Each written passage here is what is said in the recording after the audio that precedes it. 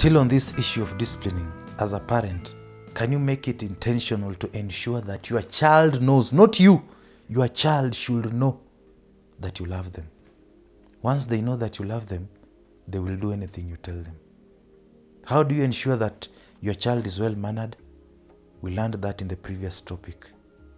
Consistent, passionately, well-planned and intended and well-executed family devotions.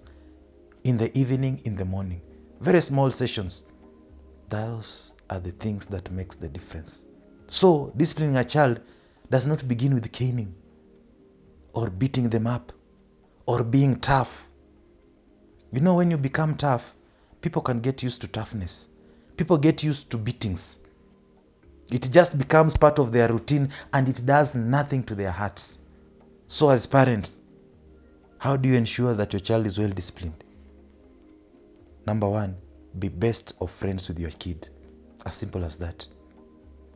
When you're friends with your kids, it means you'll talk to either each other, you joke to each other, you go out, you give gifts, you call each other, you spend time together just the way friends do. And when you do that, you are creating a bond with your children.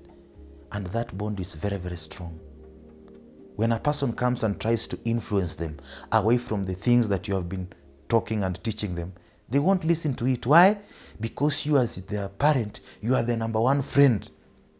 There's something we always talk about, kids having what we call peer pressure. Peer pressure. What is peer pressure? Peer pressure is simple. Friends influence friends. So you also as a parent, you can be the peer pressure in your child's life and influence him to do the right thing. The second thing, as we have said, well done devotions, morning and evening. And in the long run, they will bear fruit. Because once you teach the word of God is able to melt the heart of man. It's able to teach man to know the consequences of all the actions that we take. And an intelligent person will choose the right course. Another thing, during these family devotions, these are opportunities that God has given us to talk about everything and anything to the child. Talk to them about sex. Don't tell them your young sister came from the supermarket. That's a lie. You're teaching them to lie. Tell them the truth. Children come about as a result of copulation. When an adult man meets an adult woman and then the child is produced. Ask them, are you ready to have a family? The child will tell you no. Then tell them these issues are reserved for what? For people who are married. Teach them everything and anything. You know, if you don't, for example, talk to your child about issues of sex, there are so many men outside here who are ready to talk about it. And the men will talk about it and demand a practical. They'll do it practically. And your child will end up getting impregnated. Another thing, when it comes to disciplining children, both parents should be involved. That's not the responsibility of the mother only or the father only. It's a collaborative work between the two, and they should work in harmony. It also means, as the two cooperate, there should not be seen to be differences in regards to what is wrong or what is right in that home. Right from the top to the bottom.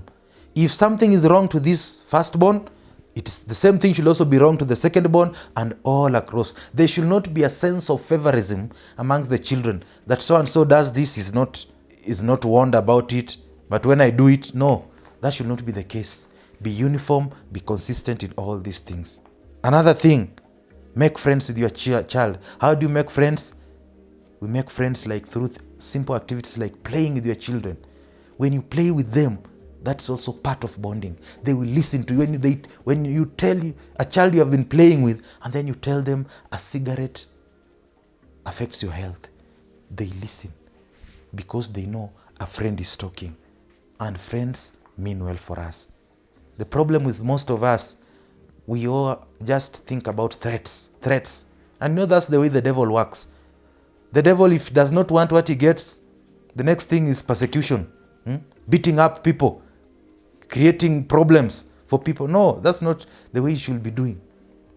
As a parent, when your teenage child daughter gets to age 13, 14, don't start shouting, if I get someone pregnant in this house, I will kill them. The moment you start issuing such threats and you don't pray for them, you don't teach them the word of God that's supposed to melt their hearts, or you are talking to that child in simple words, is the child will learn how to hide.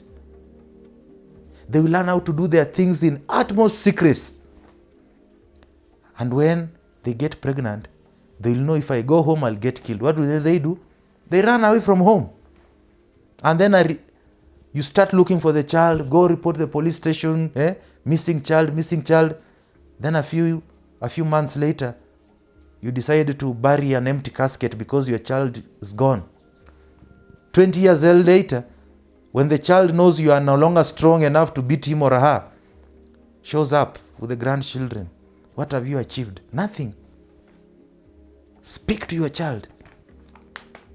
Another thing, remember, the behavior of a child is formed when they are still young. If you lose a child by age 7, that child, you might have lost the child forever and ever.